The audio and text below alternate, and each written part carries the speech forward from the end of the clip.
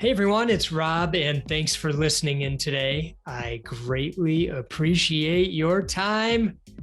You are going to enjoy this interview with Stephen Dinan. Now, Stephen is the founder and CEO of the Shift Network and a member of the Transformational Leadership Council and Evolutionary Leaders.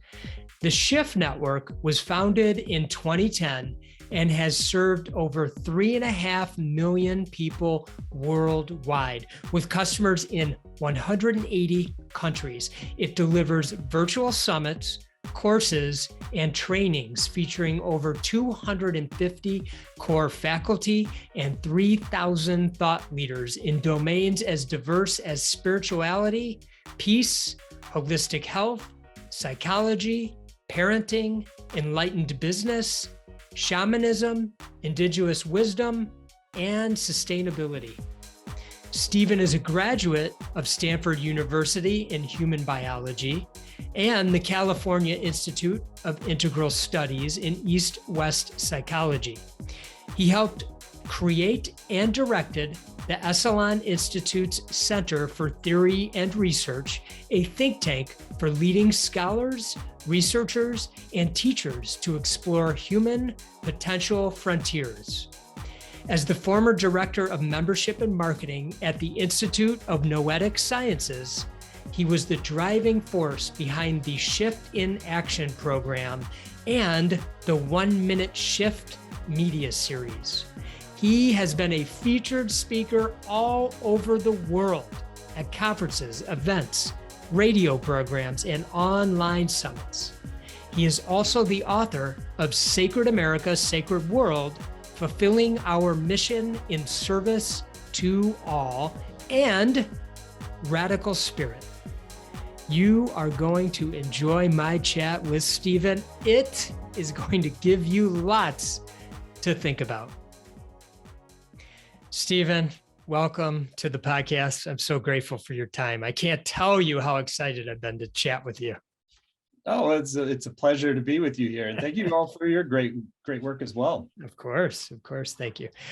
Now, I always like to start with a quote. So this one goes like this. Quote, "We are not human beings having a spiritual experience, but rather spiritual beings having a human experience."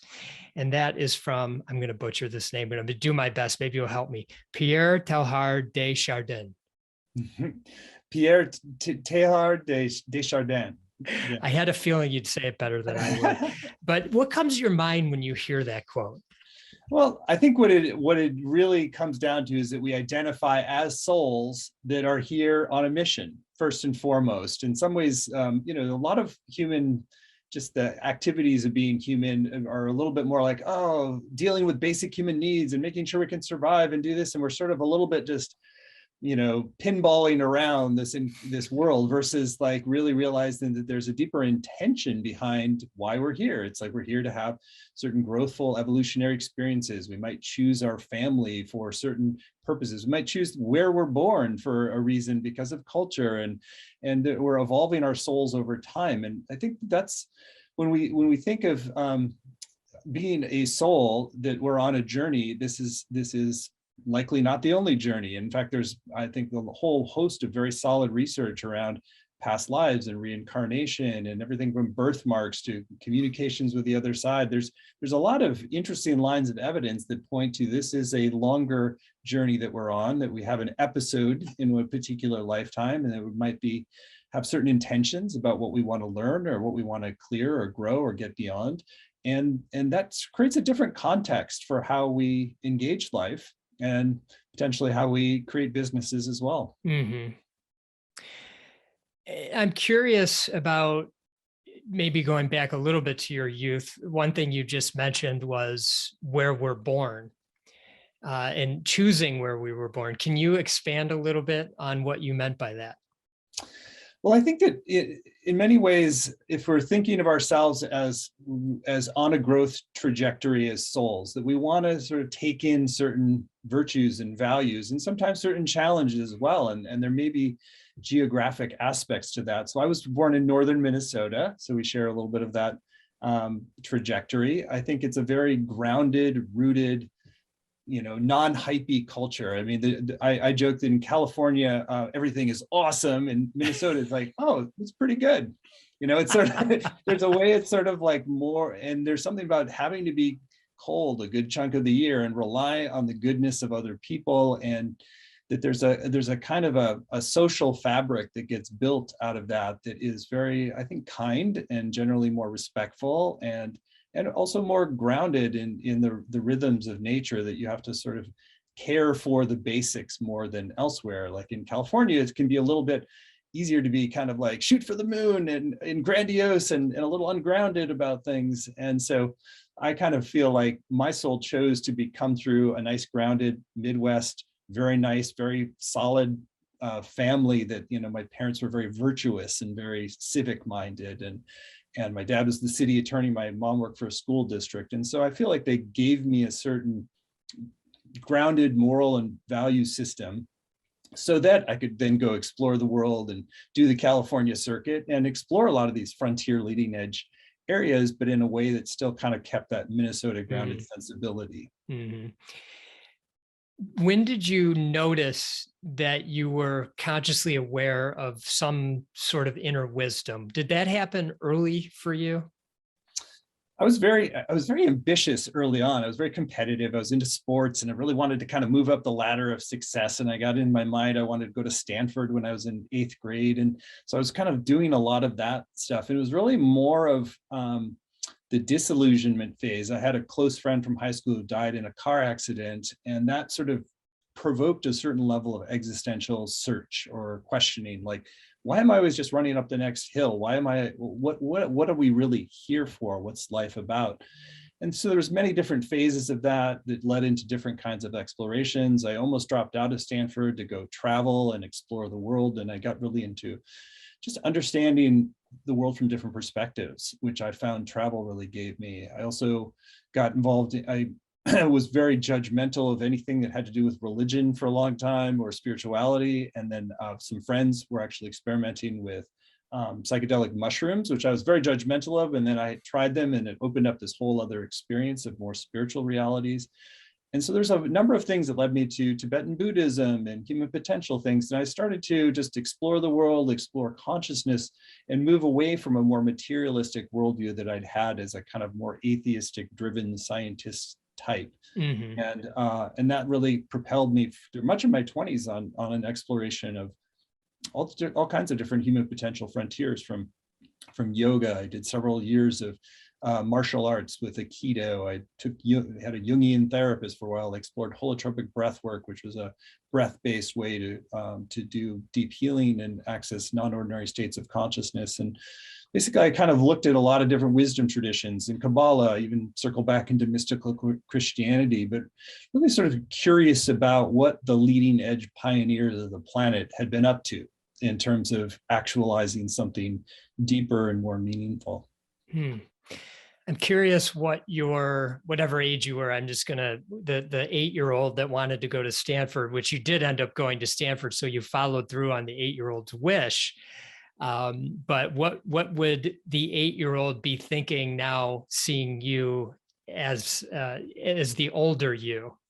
It was actually 8th grade, but 8th grade. I'm sorry. At the time, I definitely probably would have been like, what a kind of out there, it's like totally foreign, because I had sort of dropped the whole religion thing. I thought this just seems like a bunch of hook'em. It's like I wasn't really into the spirit. I was into like science and studying. And so I think that, the kind of things I'm up to would have been really mysterious, frankly, to my 8th grade self at the time.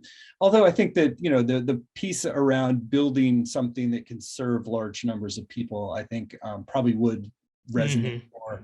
But I didn't have aspirations to go into business at all. I was much more on the kind of scientist, doctor kind of track. And I never thought of myself as a business person. My parents didn't have any real background in business or working with money. And so they didn't really encourage me in that direction. And so it's a bit, it was very emergent to be on the path to be the CEO of a company that now has 100-ish employees, and that we're sort of have customers in 280 countries, and that it's sort of like that whole aspect, because 8th grade there wasn't even really an internet at the time, so the concept of having transformational teachers delivered over the internet to customers all over the world, it would have been very weird to describe what I do right now. It'd blow that 8th grader's mind. What you're up to. Yeah. Now, you mentioned you've traveled a lot, and I read a bit about some of your travels, and I got curious. Were there one or two impactful trips that you had, that really helped shift the way you think as a person? Yeah, I think I had 4 months traveling through India, mostly by myself. I had gone there with my first wife. She had a big opening in an ashram with a teacher, and she was like, got clear that that's where she's supposed to stay. So we kind of had this weird end of the marriage where she just had an opening. She's still in India. And so I ended up just wandering India for 4 months by myself. And it was a time of India can be really challenging on a lot of different levels. It's very intense on a sensory level. And it's like there's a density of humanity and in your face, and the swarms of little vehicles and, cows, and your bus is almost going off the cliffs. And there's like an intensity and overwhelm sometimes about India. But what it has is a lot of surface chaos, and then there's this kind of calm river underneath where people are in some ways much more at peace. There's sort of the joke that in India it's like they may go to bed hungry, but they sleep well through the night, whereas in the West, where we have all this creature comforts and people need sleeping pills. So it's like, and so there's a way in which India has a kind of a calmer river underneath, and a sort of a sense of a deeper connection to a wider worldview, really, than in the West. And so there's a kind of a pervasive spirituality, even while there's a lot of just craziness that happens on the surface. And I found that what that did is it kind of chiseled away at certain defense patterns I had. And so it sort of like gradually opened me to really some ecstatic and beautiful experiences where I kind of, merged into and had a more unitive experience with, all of reality, and just my energy system opening up, accessing other levels of consciousness, even while there was, it's like there was one point in which I had dysentery, and I was like literally on death's door and had to have doctors come to the hotel because I couldn't walk. And it was like, there's like the intense challenge, initiatory aspects, but then there's this kind of breaking down of a certain rigidity that led to a much deeper sense of connection to a divine dimension to life. Mm-hmm. I have a lot of questions about all of that. When you're finding another, I'll call it a level or something like that, what does that feel like? And what are you noticing? Another access to another level. So level of consciousness. Another level of consciousness. Yeah. So for me, it's like there's a little bit like, you think of the horse with the blinders on, is like a lot of times our normal everyday consciousness, we're just focusing on whatever's right in front of us, and we have a little bit of screening out of other sources of input. And so what I find is that like that kind of drops away, and then there's a sense of like that my mind intelligence isn't limited to my brain or to my local self, that it's actually kind of in a subtle way interconnected with a lot more things. So I get a lot more information more quickly, and sort of patterns, ideas, things crystallize in a different way than in an everyday state of consciousness. Mm-hmm. And I get more sensitized to the flows of energy, and oftentimes I get much more intuitive. Like I can sort of track things. I'll give an example. Something that happens when I'm in a more connected space like that is like one year I got the sense that I had the message, or you were supposed to go to the Yucatan and do ceremony at New Year's with Mayan elders. And my wife was like, we don't know any Mayan elders. And so we were like, okay, well, let's just get a plane ticket and see what happens. And so 2 days before New Year's Eve, we don't even have a hotel for New Year's Eve because the whole place is booked out. And she's like, where are the Mayan elders? What's going on? And then we're on the beach and we run into this beautiful soul, Abuelo Antonio Oshte. And he's like, oh, you came. I've been sending you messages, and turned out he'd literally been sending us emails to our company, but I hadn't gotten those, but he sent me a psychic message that we were supposed to come. And that led to all kinds of really interesting things, and become an important teacher for us as well. But it had a kind of a magic to it, where it's just like little message just dropped in, and I was like, okay, I'll go with that. And so I found that in India as well, where when you're decoupled from when I'm decoupled from this more linear horse blinders on, like there's more synchronicity that happens. There's more kind of like guidance, like, oh, you really need to go this way. And you meet this person who turns out there's all this magic that can happen. And so it's like you're kind of following these little subtler impulses, and that leads oftentimes to really magical places. So I think of it as like our normal everyday consciousness gets suspended a bit, and our soul can just drop in little nuggets, very much like in the dream state, where we're getting messages in more symbolic form, but you can do it in the day-to-day, where little droplets of meaningful guidance are happening in a more regular way.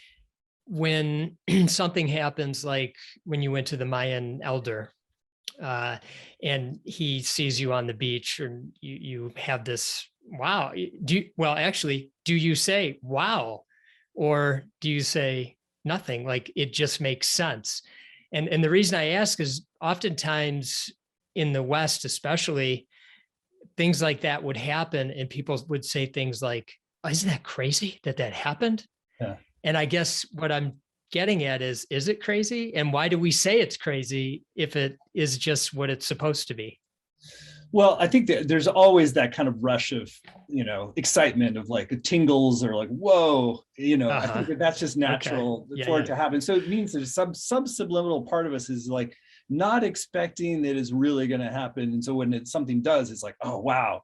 Yeah. But it also, I think, does get normalized. And I don't think of it as crazy. It's sort of like, okay, that's why I got that message. And it turned out in that particular case, we actually got to witness the passing of the baton from his elder, who was like 95 years old, didn't even speak Spanish, had like 2 teeth, but was sort of like the most, beloved prayer warrior shaman of the area. And then we ended up getting to be there on New Year's Eve, when his elder got the sense to basically empower him as the lineage holder, and that he was going to transition out and leave the planet soon. So we got to be present for this really quite extraordinary little ceremonial passing of the torch to the next generation. And that was what I guess the inner guidance was telling me we needed to be there for. So it was very validating, but sometimes, and so there is definitely a wow factor. Like, it's not like I was like, oh, of course, yeah, that's why. But it's I think it does get normalized, where you start to expect to live a little bit more in that flow state. There are a couple of what I think are organizations that you're part of, and I'm just curious if you could talk a little bit about them. One's called the Institute of Noetic Sciences. And could you share what noetic means and what that organization is all about? Yeah, so noetic science is a really study of consciousness itself, and it was created by Edgar Mitchell, who was an astronaut, Apollo astronaut, and who had a spiritual opening on the way back. And he was a bit more of a materialist scientist at the time, but in looking at Earth from space, his consciousness expanded, and he had a really emotionally and psychologically powerful experience of like the preciousness of this planet, and the way that we're all interconnected in ways that we don't always know. And so he, as a scientist, he wanted to understand that, and understand that from a more rational standpoint, and how that kind of a worldview shift or a mystical opening could lead to a different way of being on this planet, where we take better care of it. So he created the Institute of Noetic Sciences, and it kind of became this place for studying, distant healing and psychic abilities and communicating with the other side, and a lot of the weird stuff that people are into, but they often don't get to study in mainstream universities because it's a little too far out there. But what you find is that a lot of people are interested in it, but they just feel like it's not quite socially acceptable to do it. So my wife was at one point, my current wife, who had been together for more than 20 years now, is like, she was running an organization called the Full Circle Fund, and there's all these Silicon Valley venture capitalist types, and I was sort of known as like the spiritual guy. And so they would confess all this stuff to me that they would never tell to her. They'd be like, so I had this psychic experience the other night, and they would ask me for advice on how to deal with it, or they had an out-of-body experience, and so it's like far, and she was like, no way, that guy. And so there's like this kind of secret life, and the same thing with scientists, where there's kind of secret life where they're curious about some of these areas. But then the dominant scientific discourse tends to be more dismissive, and so they keep their interest more underground. Anyway, so IONS kind of becomes like the father confessor for scientists who are interested in exploring these frontier areas. And and a lot of the scientists who get engaged there are super rigorous. I mean, some of the science that's been done around psychic abilities, for instance, is way more rigorous than in almost any other area, and it's just definitive. It's like, we have the ability, so at least some humans have the ability to communicate at a distance, and without any appreciable means of understanding that, and it's just true. And so some of these other areas too, there's a whole body of scientific information that most people don't get exposed to, that's really pretty rigorous. Like mentioned past lives before. There's a whole body of work around birthmarks and correlating those with death wounds from previous lifetimes. So kids that are 4 or 5 years old start talking about a previous lifetime. Our older girl has talked about previous lifetimes. And then they'll basically report sometimes being very specific people, and you go back and research, and then a death wound from that lifetime shows up as a birthmark in this lifetime. So how do you explain that? There's a whole body of research around that. And I could go into other areas, but if you're really open to it as a scientific inquiry, there's a lot of fascinating stuff that points to us not being localized to this body mind, that there's a part of us that travels onward into beyond this body and into other lifetimes. And that does create a different context. It connects back with the Desjardins quote at the beginning of like, we're a spiritual being having a human experience. When you talked about the astronaut, there's a documentary called One Strange Rock by Will Smith, or he narrates it, excuse me, it's not by him, but he narrates it. And essentially they interview all these astronauts that have spent time up in space. And as they stare down at Earth, the strange rock, they start to really notice things in a different way. Their mind starts to shift.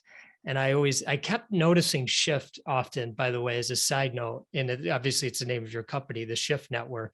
And as I was doing research, shift kept popping up in my mind. But that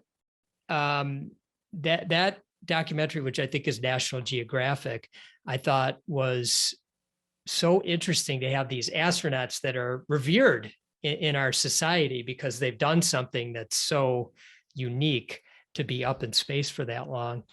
And I wanted to ask you what you thought about this mind shift that many of these astronauts have, looking down at this strange rock, and what your thoughts are.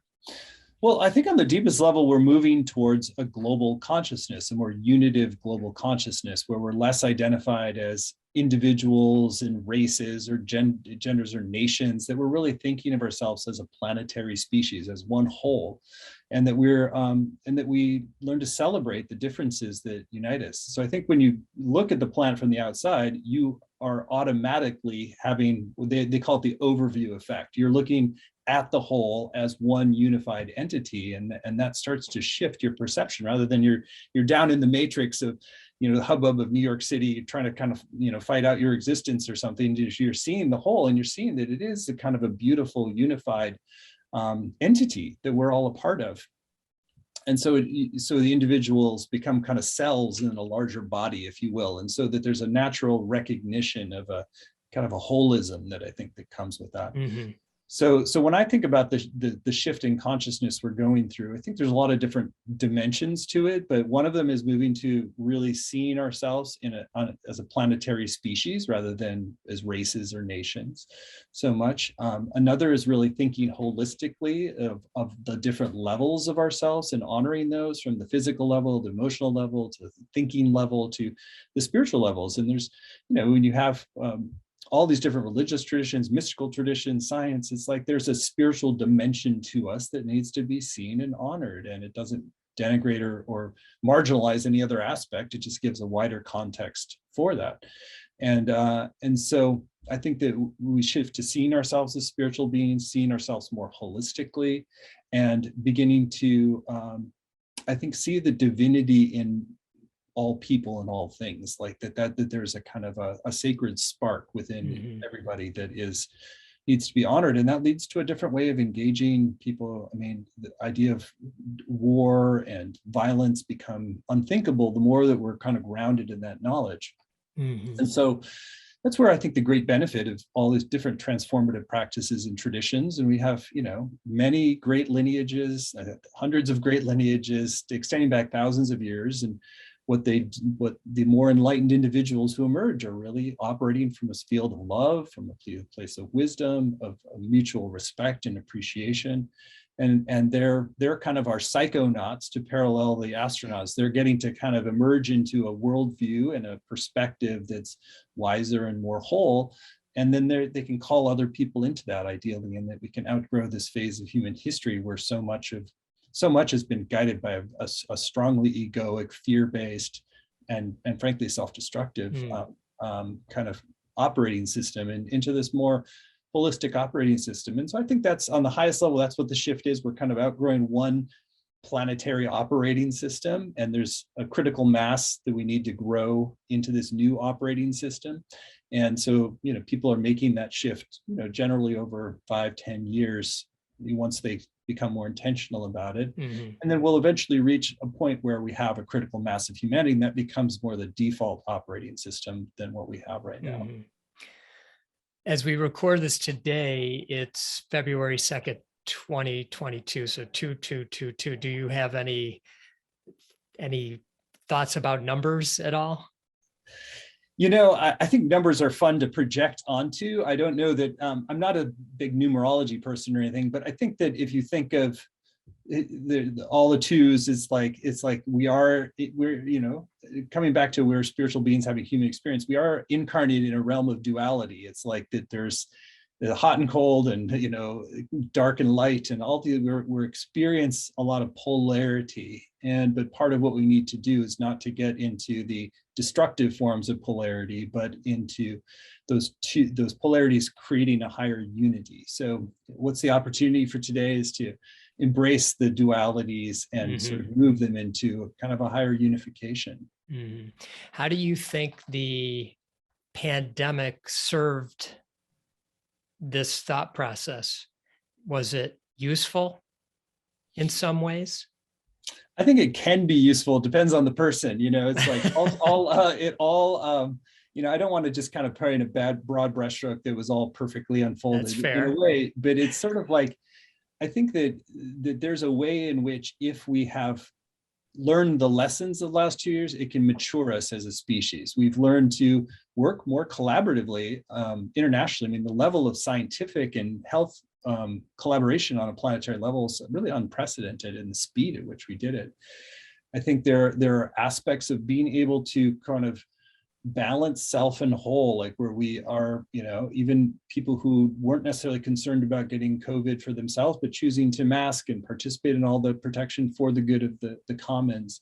I think that there's a good set of lessons in that. I think there's also some paradigm shifts in how we do reality. It's like the pivot towards more remote work and location independent work, so people can really root into the planet where they feel most aligned, rather than having to chase jobs in cities. They can kind of find their place where they're really at their best and optimize their place. We've just got back from Mexico, where we spent 5 weeks, and we bought a place down there, and we're planning to spend more like several months a year in Mexico, and really think of ourselves more as like bicultural in certain ways, even though my Spanish is not that great yet. But it's sort of like we want our girls to grow up, or we have a 2-year-old and a 5-year-old. We want our girls to grow up with that sense of more globalized bicultural identity. And there's a sort of a whole different matrix of blessings and virtues from Mexican culture that I feel like is kind of an antidote to some of the imbalances in American culture as well. So it's not just the physical beauty or the beach. It's really, there's a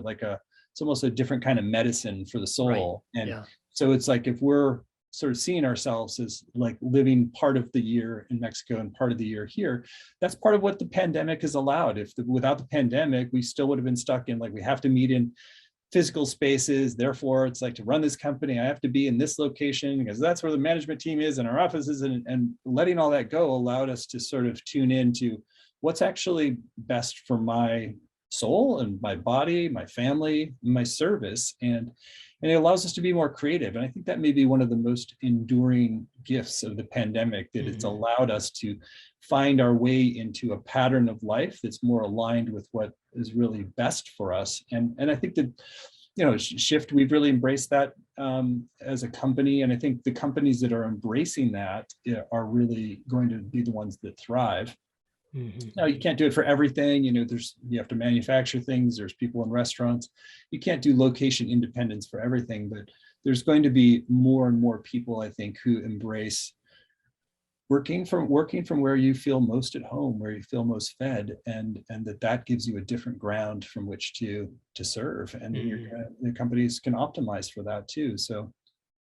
Well, let me ask you about this other organization that I was reading about, the Transformational Leadership Council on Evolutionary Leaders. Can you explain a bit about that organization? Great. So there's actually two different ones. There's they're separate. Okay. And evolutionary leaders. So Transformational Leadership Council was started by Jack Canfield and a number of other people. It's tended to come out of more people who are really deep on a path of personal growth, and we're particularly focused more on authors and speakers within companies and change agents within companies. I'd say the evolutionary leaders group has tended to be a little bit more social minded, like social evolution, like it's not just about the personal change, but a little bit more about systemic or planetary change. But both have been magnets for people who are interested in fueling positive movements for change in the world by our own personal transformation.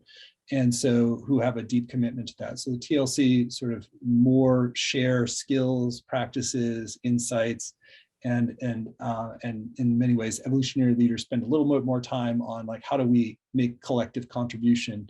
And so, but in each of their own ways, it's sort of a network of leaders, each of whom has influence, and oftentimes over many, many people. And so by synergizing with other people who have that kind of influence, then it sort of helps us take our own work to the next level. There's a little bit more accountability, and there's also a sense of, like, sometimes being able to catapult different initiatives forward that can really be valuable. And are the leaders, are they generally in business, or are they leaders from all sorts of organizations? Could be nonprofit, could be government, or yeah, TLC is more on the business side, not exclusively, but mostly on the business side. And then evolutionary leaders more general, probably more nonprofit in general there. What do you feel like is in the way of us becoming more aware of our inner wisdom as a society? That's a good question. I mean, I think that part of the thesis of the Shift Network is that the most important thing we can do is expose ourselves regularly to wiser people. And so by making classes, workshops, distance learning, media, making it more available so you can kind of have more wisdom at your fingertips, it tends to elicit more of your own inner wisdom. There's the whole old saying that we become more like the 5 people that we spend the most time around. So if you spend more time around wiser people, that elicits more wisdom from you. So I think that there's a wisdom in just noticing where we spend our time, and are we spending time with people who largely reinforce the kind of old systems, old perspectives that have their value, and or do we spend time with people who are creative or innovative, leading edge, who are doing spiritual practices, and they will tend to kind of pull us in that direction. And so I think that's one area is being attentive to how we spend our time. Like spending 4 hours with mainstream television a day is not doing most people a whole lot of good. But it's not that TV doesn't have its upside, or movies. Movies can be incredibly liberating. We just did a Shift Film Festival, which is all about movies that can really change our world by changing our consciousness. So I think that media has an incredible power to transform, but so much of media is really kind of reinforcing old habits of mind and being.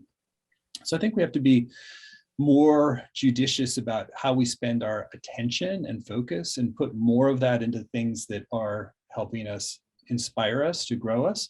It can be cultural, it can be travel, it can be through media, it can be through the kinds of friendships we make, through the kind of conferences or events we go to, but just what we feed into the system is going to help us evolve. And so I think we're a little, as a culture, a bit too addicted to some of the dramas of the old rather than the emergence of the new. Mm-hmm. I think that there's a value system that has maybe over prioritized work and productivity to like a level where there's not as much time being invested in growing yourself. It's something that we haven't committed to publicly yet, but we've been in a little more active exploration about, should we move towards a 4-day work week? Should we already on Fridays, we try not to have any meetings on Fridays. We try to reinforce this is your day to catch up, invest in your own growth, explore a bit more. So we're trying not to kind of pile on more work on Fridays, but give that as more your time to dilate, to open, to expand. And I think something like that rhythm is where business is headed, where there's a bit more of a balance between the output and productivity and the inner cultivation. So structurally, it's like, 50, 60, 70-hour work weeks don't work very well to grow yourself, to have the time to grow yourself in different ways. And so some level of work-life balance. Now, and then I think once you're on the job, also, what we've really tried to do is create a culture where people can be themselves, that they can be really, we have a weekly staff meeting where we often have breakout groups and really just have people share heartfully about what's going on in their lives. Because if there's less separation from your private self and your public self, that means that it's easier in your public role to be bringing more of yourself forward, and you grow more, because one of the biggest barriers to growth is inauthenticity. So if you're being inauthentic, you can't really grow because you're not being yourself anyway. And so the more authentic you can be in how you engage your work, the more I think work is a spiritual practice and a vehicle for growth. And then making sure that we honor and prioritize those aspects of work that may not be as immediate bottom line productivity oriented right now, but might grow us for the long haul.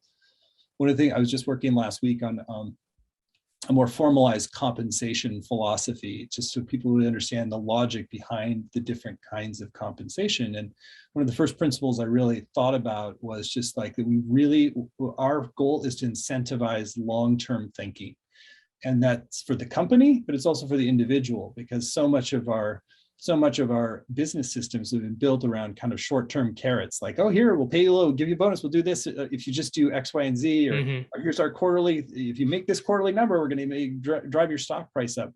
So there's a lot of short-term forces that are kind of incentivizing people to make sugar rush kinds of decisions. It's like, get a little sugar rush and you get more money for that. And I think those things, when you compound them up to the level of systems, economic systems, all that short-term thinking is part of what's undermining the health of our world. And so can we unwind that and incentivize people primarily with long-term thinking? So as an example, we're actually consciously pay a little below market rate. And the reason for that is if we're having to pay market rate, it means we have to generally make the same decisions that other people are making in order to drive enough revenues to pay the people at that market rate. And then but then on the other side, we get people who are a lot more generous on other benefits, and then more generous on stock option interest, which is incentivizing people to think more like long-term owners. So you kind of balance out a little bit the short-termism with the long-term focus. And also I think that that's important. And so as one principle, as an example, or another principle that I think is really important is this sense of like that we want to sort of prioritize that which builds long-term trust in our customers. So if we produce and promote a program with somebody that really isn't a real deal teacher, isn't really walking their talk, and then people kind of like, they know that and they're like, oh, they're promoting this person, that's probably just doing that just for cash. That's an erosion of trust, in which then compromises your brand long-term and compromises other things. And so we aim to be the most trusted brand in transformation, and trust is a long-term investment. You have to make a lot of good decisions in the right direction for people to really trust you. And so that's another area where, sometimes like we can make more money doing this short term, can kind of run counter it, but that might compromise that sense of trusted connection. So, both with employees and customers, the more we're making decisions that are based upon a 5 or 10-year horizon rather than a 3-month horizon, I think the better our company is for all the stakeholders, for the world ultimately. Another example of that is we recently formalized committing 3% of our gross revenues to impact areas. We have several people who worked just on positive impact, and that's decoupled from the particular programs that we sell. It's really about how can we move the collective needle in these areas. So we took on a goal of planting 1 million trees, and we've gotten to 260,000 so far. We did a big launch event around that and doing some other things. And so with tree planting, it was like that, that's not going to benefit our short-term bottom line, but it is sort of modeling how do we be a restorative company. And that also builds trust and relationship with team members, with other folks. So we formalize that as 3% of our gross goes into that. It creates a budget, a team, and areas of focus. We've done stuff, everything from indigenous activism to women's empowerment to water, stuff with water. So some of it's been a little bit more, we have a kind of an overarching philosophy, but we're still evolving that. But as a design, it's like, should companies sort of have a formalized a give back to the larger stakeholder communities rather than just shareholders? I think that's a good direction for the evolution of capitalism. And companies like Salesforce led this 1% for the planet pledge, which I thought was really great. And when we tuned in about it, we said 3% feels like appropriate for who we are and the DNA of what we're trying to bring into the world. But I think, again, those are, that's not going to improve our short-term profitability, but it is going to build a long-term engine that people can trust of this is a conscious capitalist, conscious capitalism. They're here to do good for the planet, to model something better. And that's going to attract a different caliber of team members, different caliber of faculty, and ultimately build more long-term trust with. So I don't think it actually hurts us or undermines us in the long haul, but it's a long haul kind of decision. Well, in many ways, it's unique nowadays to not think short term. I commend you on that. And it's very doable. What you're doing is very doable if you are thinking long term. And I hope that more companies go in the type of direction that you all are going, because capitalism and business can be very mutually agreeable for all parties involved, all stakeholders. It can be really a wonderful, wonderful thing. I think frankly, I think the only thing that's going to save the planet is conscious business, because it's like you have to pair the personal transformation, really build that in, and then the businesses, the more conscious they are, it's the only thing that can move fast enough that can really shift the pattern of how we're living. I mean, nonprofits are 2% of the economy, governments are too sluggish. It's like you need conscious businesses to drive us towards and so that's, I think, the great experiment that you're engaged with, that we're all engaged with. How do we make more conscious businesses that are successful as businesses and that are magnetic and growing, and that really leave a legacy of good as they're rather than a legacy of a trash planet. I've read one other thing that I thought was really neat that you all were doing. It's a global work program. Do you still have that program in place? We formally do, although at this point, because we let go of our headquarters, it's sort of like, we don't even, but the intention was to really consciously give people permission to travel, to live in another country for a month a year, and then share some of what comes back. So we're actually going to do that at a staff meeting next week, where we're going to share about our experience in Mexico and what are the insights, and why do we think Mexico has really important gifts and blessings for the larger world, and so a little bit more of a cultural sharing, and so that's something that has been very central both for my wife, who is co-founder, and myself, in terms of seminal experiences and this emergent sense of global family that we want to create. And so we wanted to make that a part of the DNA. Now, effectively, as we move into real location independence and people being able to work from anywhere, we're just supportive of, we have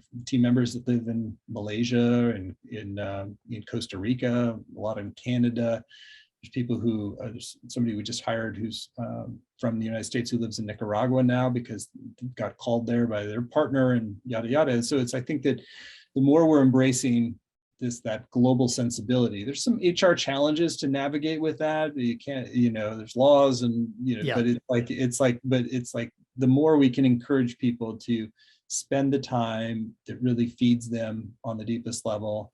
We had one team member who really got into the world schooling their children, and she and her husband would just go and they would live for 3 months in one place and they would go to 3 months in another. So they're in Thailand, then they're in Croatia, then they're in, and they've been able to work really well remotely. Actually, her husband ended up started working for us as well. So basically they migrate around the world and they have all this great cultural learning, and they're still holding down a job.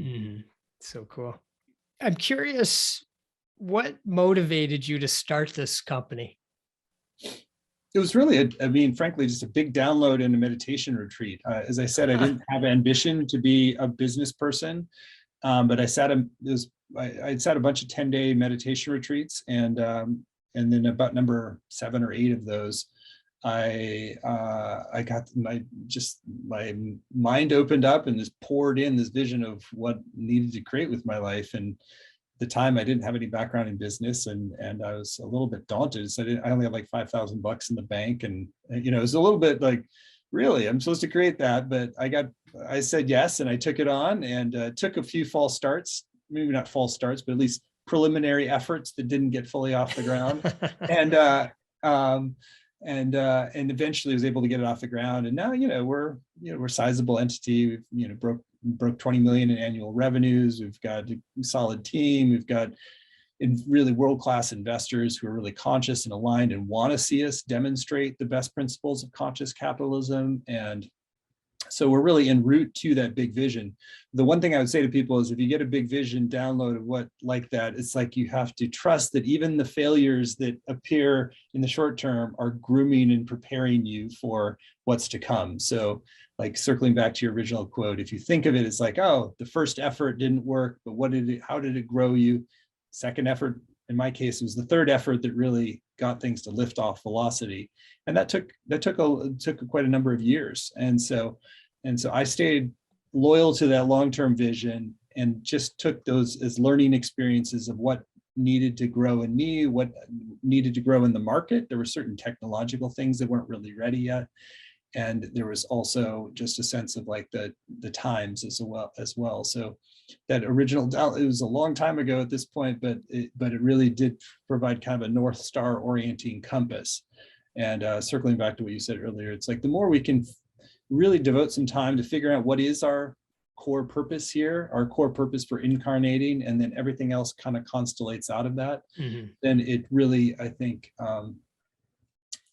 it makes life easier, actually, because it's like there's not as many distractions. You have a clear way of discerning what you should do and not do.